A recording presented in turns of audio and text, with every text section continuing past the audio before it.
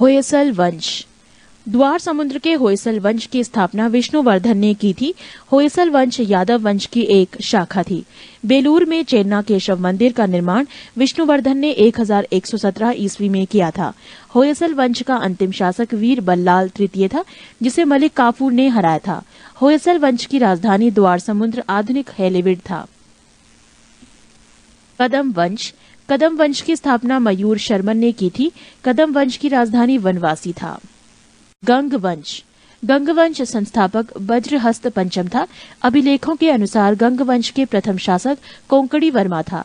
गंगों की प्रारंभिक राजधानी कुवलाल कोल्लर थी, जो बाद में तलकाड हो गई। दत्तक सूत्र पर टीका लिखने वाला गंग शासक माधव प्रथम था। काकातीय वंश। काकतीय वंश का संस्थापक बीटा प्रथम था, जिसने नलगोंडा हैदराबाद में एक छोटे से राज्य का गठन किया, जिसकी राजधानी अमरकोंड थी। इस वंश का सबसे शक्तिशाली शासक गणपति था। रुद्रमा देवी गणपति की बेटी थी, जिसने रुद्रदेव महाराज का नाम ग्रहण किया, जिसने 35 वर्ष तक शासन किया। गणपति ने अपनी राजधानी वारंगल में स्थानांतरित कर ली थी। इस राजवंश का अंतिम शासक प्रताप रुद्र 1295 से 1323 था। 22 सीमावर्ती राजवंशों का अभ्युदय। पाल वंश। पाल वंश का संस्थापक गोपाल 750 ईस्वी था। इस वंश की राजधानी मुंगेर थी। गोपाल बौद्ध धर्म का अनुयायी था। इसने ओदंतपुरी विश्वविद्यालय की स्थापना की थी।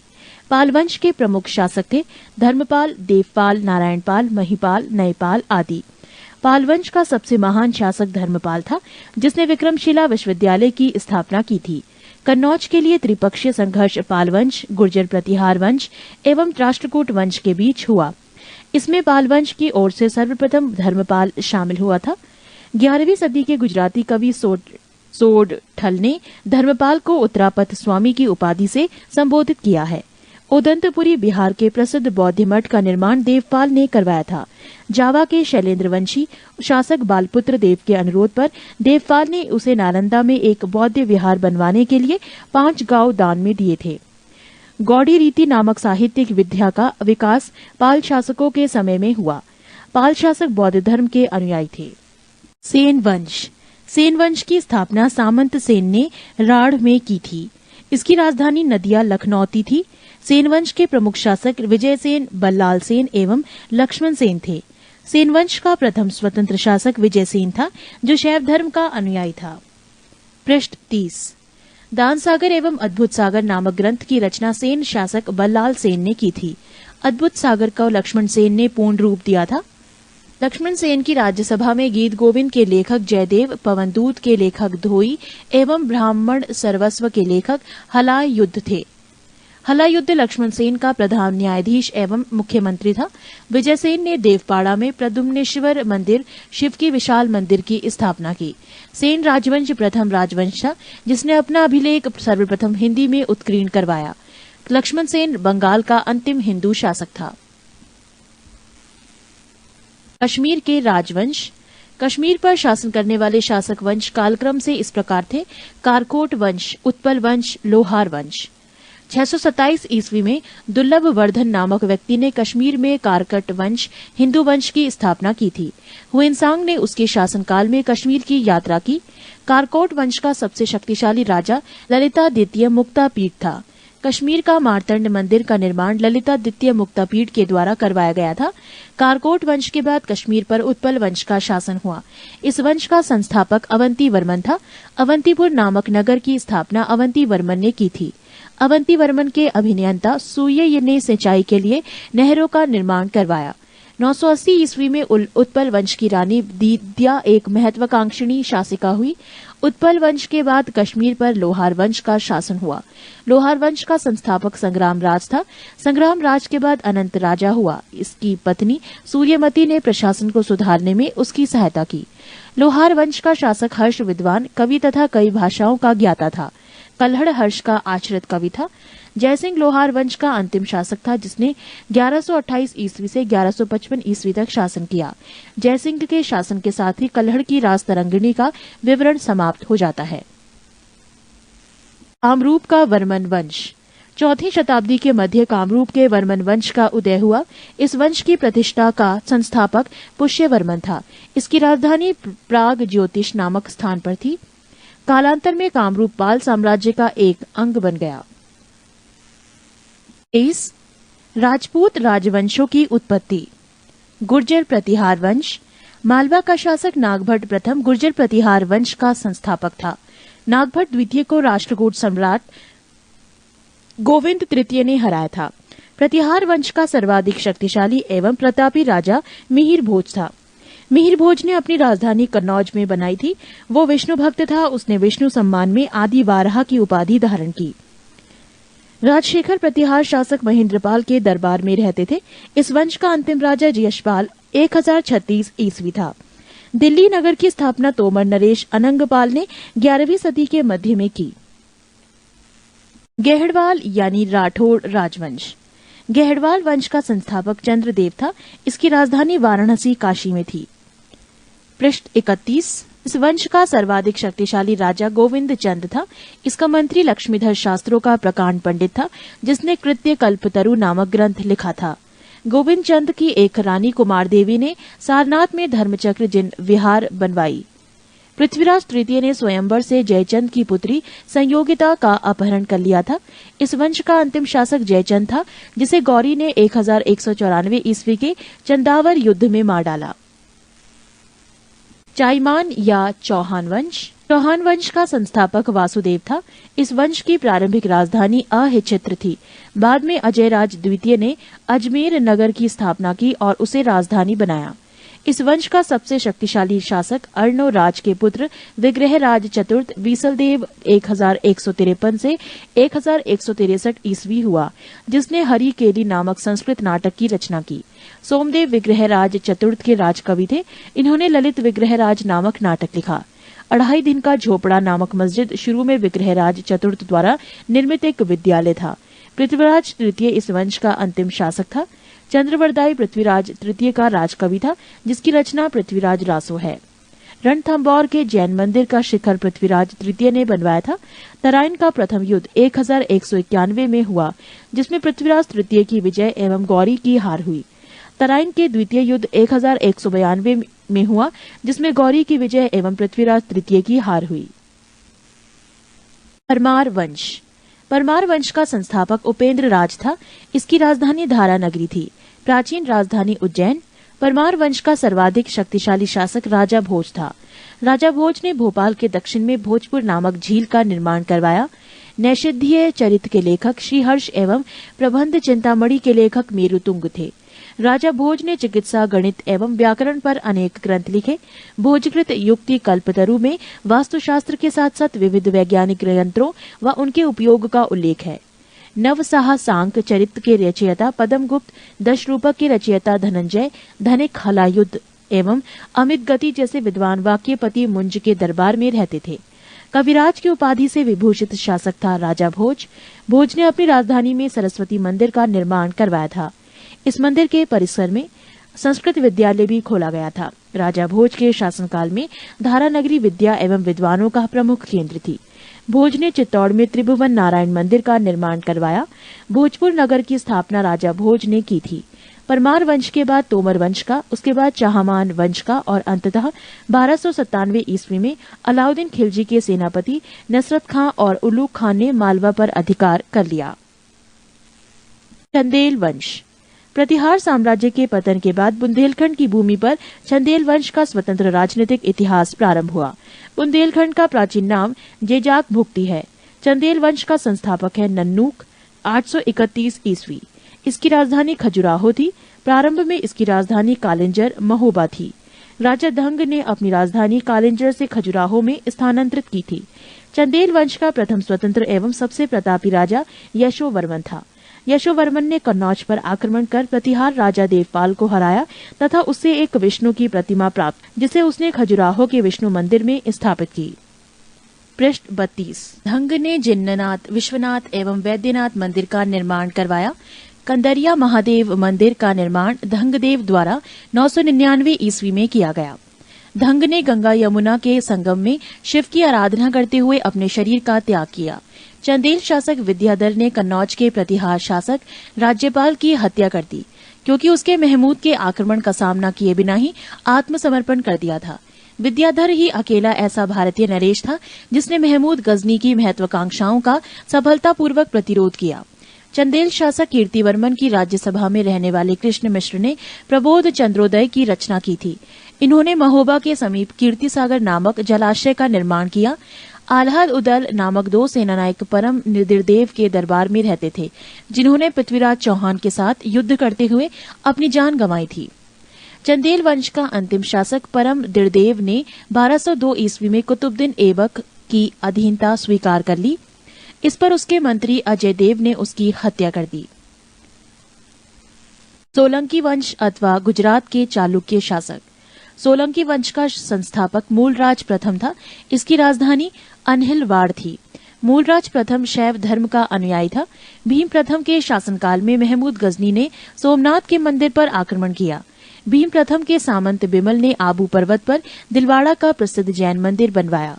सोलंकी वंश का प्रथम शक्तिशाली शासक जयसिंह सिद्धराज था। प्रसिद्ध जैन विद्वान हेमचंद जयसिंह सिद्धराज के दरबार में था। माउंट आबू पर्वत राजस्थान पर एक मंडप बनाकर जयसिंह सिद्धराज ने अपने सभी पूर्वजों की गजारोही मूर्तियों की स्थापना की। मोढेरा के सूर्य मंदिर का निर्माण सोलंकी राजाओं के शासनकाल में हुआ था। सिद्धपुर में रुद्र महाकाल के मंदिर का निर्माण जयसिंह सिद्धराज ने किया था।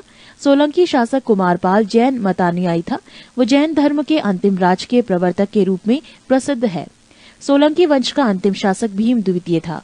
भीम द्वितीय के एक सामंत लवण प्रसाद ने गुजरात में बघेल वंश की स्थापना की थी। बघेल वंश का कर्ण द्वितीय गुजरात का अंतिम हिंदू शासक था। इसने अलाउद्दीन खिलजी की सेनाओं का मुकाबला किया था। 20 पुष्यभूति वंश या वर्धन वंश। गुप्त वंश के पतन के बाद जिन नए राजवंशों का उद्भव हुआ उनमें मैत्रक, मौखरी, पुष्यभूति, परवर्ती गुप्त और गौड़ प्रमुख हैं। इन राजवंशों में पुष्यभूति वंश के शासकों ने सबसे विशाल साम्राज्य स्थापित किया। पृष्ठ 24। पुष्यभूति वंश के संस्थापक पुष्यभूति था। इनकी राजधानी थानेश्वर हरियाणा प्रांत के करनाल जिले में स्थित वर्तमान थानेसर नामक स्थान थी। प्रभाकर वर्धन इस वंश की स्वतंत्रता का जन्मदाता था तथा प्रथम प्रभावशाली शासक था, जिसने परम भट्टारक और महाराजा धीराज जैसी सम्मानजनक उपाधियां धारण की। प्रभाकर वर्धन की पत्नी यशोमती से 2 पुत्र राज्यवर्धन और हर्षवर्धन तथा एक कन्या राजश्री उत्पन्न हुई। राजश्री का विवाह कन्नौज के मौखरी राजा गृहवर्मा के साथ हुआ। मालवा के शासक देवगुप्त ने गृहवर्मा की हत्या कर दी और राजश्री को बंदी बनाकर कारागार में डाल दिया। राज्यवर्धन ने देवगुप्त को मार डाला, परंतु देवगुप्त के मित्र गौड़ नरेश शशांक ने धोखा देकर राज्यवर्धन की हत्या कर दी। नोट: शशांक शैव धर्म का अनुयायी था। इसने बोधि वृक्ष बोध गया को कटवा दिया। राज्यवर्धन की मृत्यु के बाद 606 ईस्वी में 16 वर्ष की अवस्था में हर्षवर्धन थानेश्वर की गद्दी पर बैठा। हर्ष को शिलादित्य के नाम से भी जाना जाता था। इसने परम भट्टारक नरेश की उपाधि धारण की थी। हर्ष ने शशांक को पराजित करके कन्नौज पर अधिकार कर लिया तथा उसे अपनी राजधानी बनाया। हर्ष और पुलकेशन द्वितीय के बीच नर्मदा नदी के तट पर युद्ध हुआ, जिसमें हर्ष की पराजय हुई। चीनी यात्री हुएनसांग हर्षवर्धन के शासनकाल में भारत आया। नोट: हुएनसांग को यात्रियों में राजकुमार, नीति का पंडित एवं वर्तमान शाक्य मुनि कहा जाता है। वो नालंदा विश्वविद्यालय में पढ़ने एवं बौद्ध ग्रंथ संग्रह करने के उद्देश्य से भारत आया था। हर्ष 641 ईस्वी में अपने दूत चीन भेजे तथा 643 ईस्वी एवं 645 ईस्वी में 2 चीनी दूत उसके दरबार में आए। हर्ष ने कश्मीर के शासक से बुद्ध के दंत अवशेष बलपूर्वक प्राप्त किए। हर्ष के पूर्वज भगवान शिव और सूर्य के अनन्य उपासक थे। प्रारंभ में हर्ष भी अपने कुल देवता शिव का परम भक्त था। चीनी यात्री हुएनसांग से मिलने के बाद उसने बौद्ध धर्म की महायान शाखा को राज्यश्रेय प्रदान किया तथा वो पूर्ण बौद्ध बन गया। हर्ष के समय में नालंदा महाविहार महायान बौद्ध धर्म की शिक्षा का प्रधान केंद्र था। हर्ष के समय में प्रयाग में प्रति 5वें वर्ष एक समारोह आयोजित किया जाता था, जिसे महामोक्ष परिषद कहा जाता था। हुएनसांग स्वयं 6ठे समारोह में सम्मिलित हुआ। बाणभट्ट हर्ष के दरबारी कवि थे। उन्होंने हर्ष चरित्र एवं कादम्बरी की रचना की। प्रियदर्शिका, रत्नावली तथा नागानंद नामक 3 संस्कृत नाटक ग्रंथों की रचना हर्ष ने की थी। कहा जाता है कि धावक नामक कवि ने हर्ष से पुरस्कार लेकर उसके नाम से ये तीनों नाटक लिख दिए। हर्ष को भारत का अंतिम हिंदू सम्राट कहा गया, लेकिन वह तो न कट्टर हिंदू था और न ही सारे देश का शासक ही। हर्ष के अधीनस्थ शासक महाराज अथवा महासामंत कहे जाते थे। हर्ष के मंत्री परिषद के मंत्री को सचिव या अमात्य कहा जाता था। प्रशासन की सुविधा के लिए हर्ष का साम्राज्य कई प्रांतों में विभाजित था। प्रांत को भुक्ति कहा जाता था। प्रत्येक भुक्ति का शासक राजस्थानीय, उपारिक या राष्ट्रीय कहलाता था। नोट: हर्ष चरित्र में प्रांतीय शासक के लिए लोकपाल शब्द आया है। भुक्ति का विभाजन जिलों में हुआ था। जिले की संज्ञा थी विषय, जिसका प्रधान विषयपति होता था। विषय के अंतर्गत कई पाठक आधुनिक तहसील होते थे। ग्राम शासन की सबसे छोटी इकाई थी ग्राम शासन का प्रधान ग्रामाक्ष पटलिक कहा जाता था। पृष्ठ 25। पुलिस कर्मियों को चाट या भाट कहा जा गया है।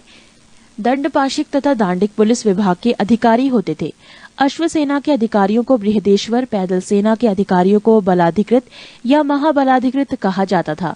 हर्षचरित में सिंचाई के साधन के रूप में तुलायंत्र, जल पंप का उल्लेख मिलता है। हर्ष के समय मथुरा सूती वस्त्रों के निर्माण के लिए प्रसिद्ध था। हर्षचरित के अनुसार हर्ष की मंत्री परिषद: भंडी प्रधान सचिव, सिंहनाद प्रधान सेनापति, कुंतल अश्वसेना का प्रधान, स्कंदगुप्त गज सेना का प्रमुख। 21. दक्षिण भारत के प्रमुख राजवंश। 1. पल्लव वंश। पल्लव वंश का संस्थापक सिंह विष्णु 575 से 600 ईस्वी पर था। इसकी राजधानी कांची, तमिलनाडु में कांचीपुरम थी।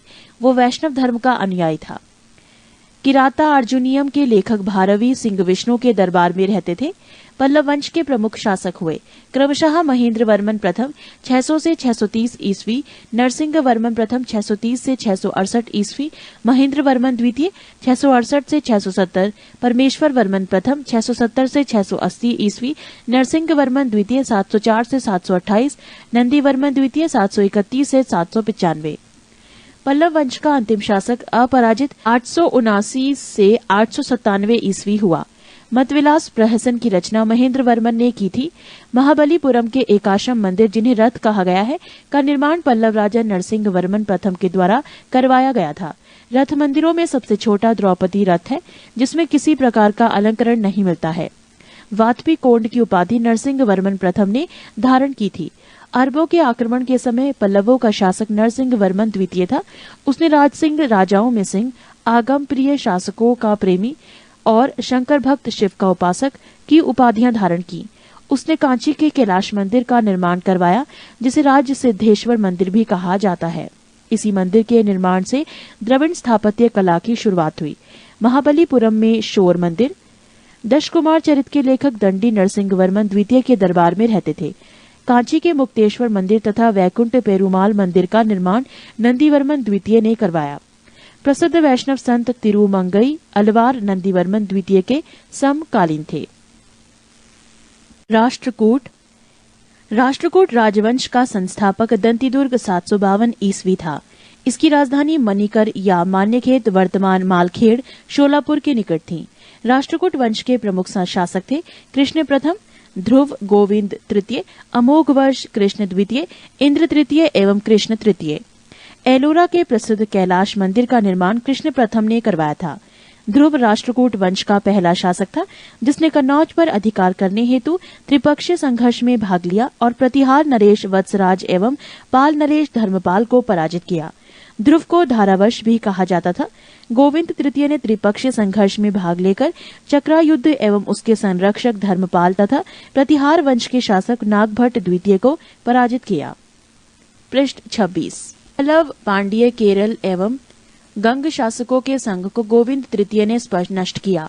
अमोघ वर्ष जैन धर्म का अनुयायी था। इसने कन्नड़ में कविराज मार्ग की रचना की। आदि पुराण के रचनाकार जिनसेन, गणितासार संग्रह के लेखक महावीराचार्य एवं अमोघ वृत्ति के लेखक सक्तायना अमोघ वर्ष के दरबार में रहते थे। अमोघ वर्ष ने तुंगभद्रा नदी में जल समाधि लेकर अपने जीवन का अंत किया।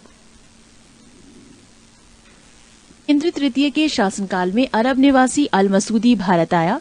इसने तत्कालीन राष्ट्रकूट शासकों को भारत का सर्वश्रेष्ठ शासक कहा। राष्ट्रकूट वंश का अंतिम महान शासक कृष्ण तृतीय था। इसी के दरबार में कन्नड़ भाषा के कवि पोन्न रहते थे, जिन्होंने शांति पुराण की रचना की।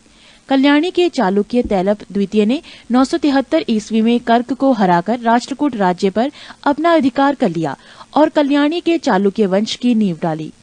एलोरा एवं एलिफेंटा महाराष्ट्र गुहा मंदिर का निर्माण राष्ट्रकूटों के समय ही हुआ। एलोरा में 34 शैलकृत गुफाएं हैं। इसमें 1 से 12 तक बौद्धों, 13 से 29 तक हिंदुओं एवं 30 से 34 तक जैनों की गुफाएं हैं। राष्ट्रकूट शैव, वैष्णव, शाक्त संप्रदायों के साथ साथ जैन धर्म के भी उपासक थे।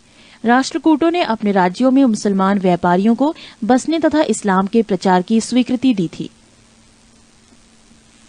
चालुक्य वंश कल्याणी। कल्याणी के चालुक्य वंश की स्थापना तैलप द्वितीय ने की थी। राजधानी मान्यखेट। चालुक्य वंश कल्याणी के प्रमुख शासक हुए तैलप प्रथम, तैलप द्वितीय, विक्रमाद्वितीय, जयसिंह, सोमेश्वर, सोमेश्वर द्वितीय, विक्रमाद्वितीय 6, सोमेश्वर तृतीय एवं तैलप तृतीय। सोमेश्वर प्रथम ने मान्यखेट से राजधानी हटाकर कल्याणी कर्नाटक को बनाया। इस वंश का सबसे प्रतापी शासक विक्रमादित्य षष्ठ था। विल्हड़ एवं विज्ञानेश्वर विक्रमादित्य षष्ठ के दरबार में ही रहते थे। मिताक्षरा हिंदू विधि ग्रंथ याज्ञवल्क्य स्मृति पर व्याख्या नामक ग्रंथ की रचना महाविधिवेत्ता विज्ञानेश्वर ने की थी। विक्रमांक देव चरित की रचना विल्हड़ ने की थी। इसमें विक्रमादित्य षष्ठ के जीवन पर प्रकाश डाला गया है। चालुक्य वंश वातापी। जयसिंह ने वातापी के चालुक्य वंश की स्थापना की, जिसकी राजधानी वातापी बीजापुर के निकट थी। इस वंश के प्रमुख शासक थे पुलकेशन प्रथम, कीर्तिवर्मन, पुलकेशन द्वितीय, विक्रमादित्य, विनयादित्य एवं विजयादित्य। इनमें सबसे प्रतापी राजा पुलकेशन द्वितीय था। महाकुंड स्तंभ लेख से प्रमाणित होता है कि पुलकेशन द्वितीय बहु स्वर्ण एवं अग्निष्ठोम यज्ञ संपन्न करवाया था। जिनेन्द्र का मेघुती मंदिर पुलकेशन द्वितीय ने बनवाया था। पुलकेशन द्वितीय ने हर्षवर्धन को हराकर परमेश्वर की उपाधि धारण की थी। इसने दक्षिणापथेश्वर की उपाधि भी धारण की थी।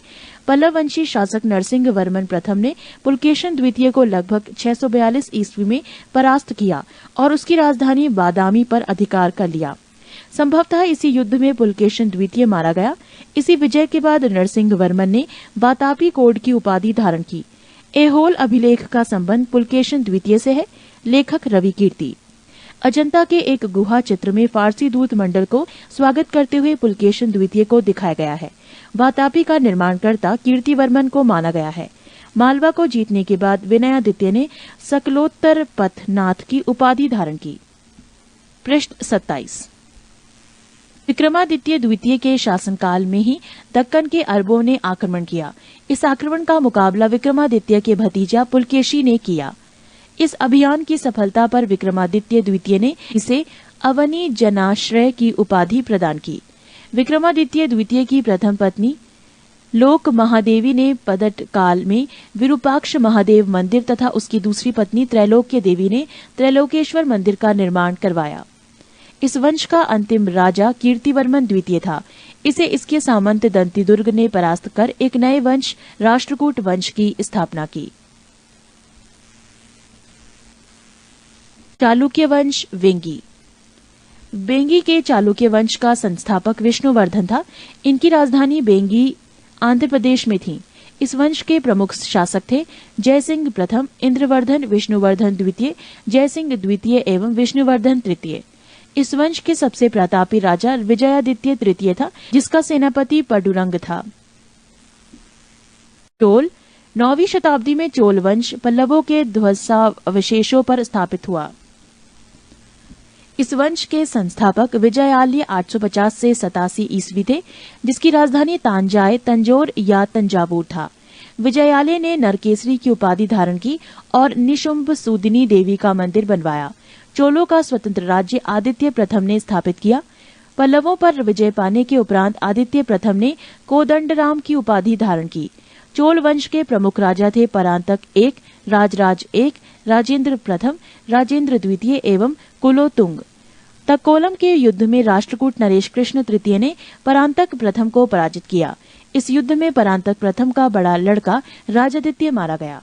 राजराज प्रथम ने श्रीलंका पर आक्रमण किया। वहां के राजा महीम पांच को भगाकर श्रीलंका के दक्षिण जिला रोहण में शरण लेनी पड़ी। राजराज प्रथम श्रीलंका के विजित प्रदेशों को चोल साम्राज्य का एक नया प्रांत मुंडी चोल मंडलम बनाया और पोलन्नरुवा को उसकी राजधानी बनाया। राजराज एक शैव धर्म का अनुयायी था। इसने तंजौर में राजराजेश्वर का शिव मंदिर बनाया। चोल साम्राज्य का सर्वाधिक विस्तार राजेंद्र प्रथम के शासनकाल में हुआ है। बंगाल के पाल शासक महिपाल को पराजित करने के बाद राजेंद्र प्रथम ने गंगेचोड चोल की उपाधि धारण की और नवीन राजधानी गंगेकोड चोलपुरम के निकट चोलंगम नामक विशाल तालाब का निर्माण करवाया।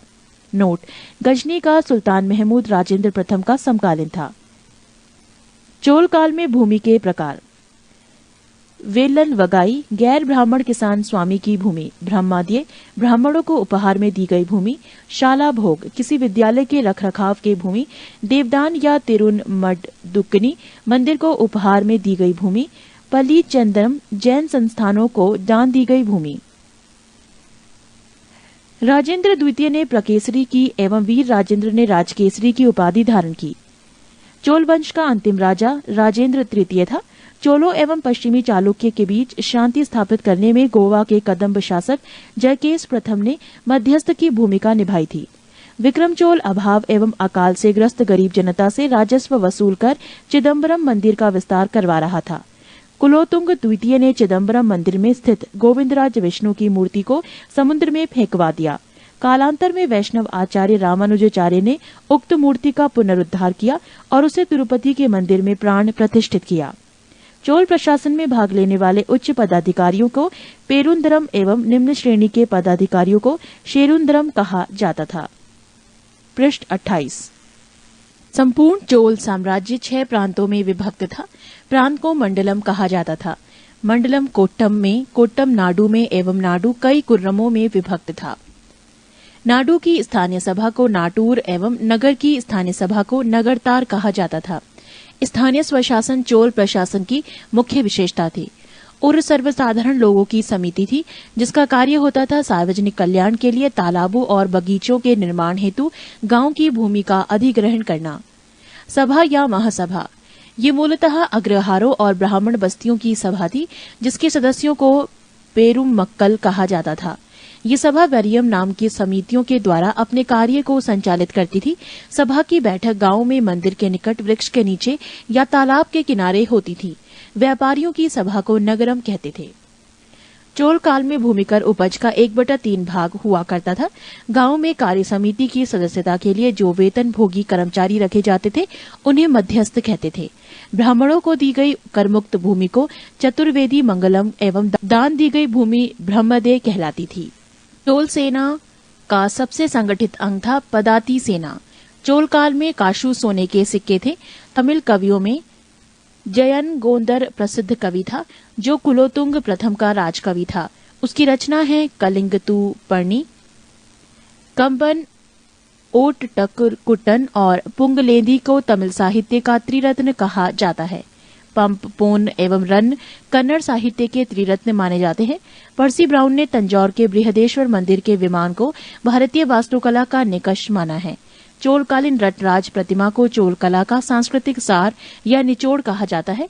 शैव संत ईसाना शिव पंडित राजेंद्र प्रथम के गुरु थे।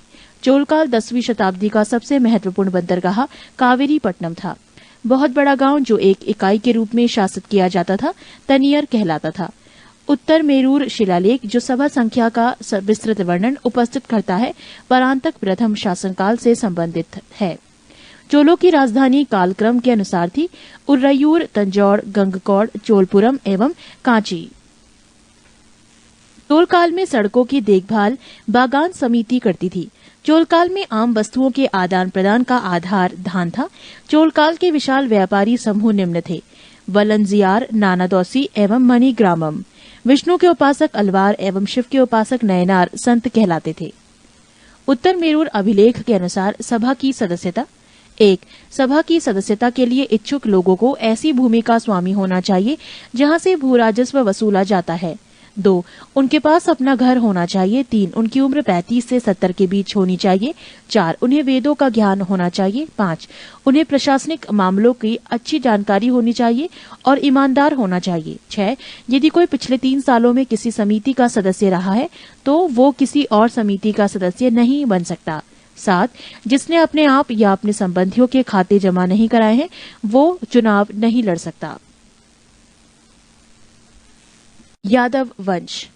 देवगिरी के यादव वंश की स्थापना भिल्लम पंचम ने की। इसकी राजधानी देवगिरी थी। इस वंश का सबसे प्रतापी राजा सिंहड़ 1210 से 1246 ईस्वी था। इस वंश का अंतिम स्वतंत्र शासक रामचंद्र था, जिसने अलाउद्दीन के सेनापति मलिक काफूर के सामने आत्मसमर्पण किया। पृष्ठ 29।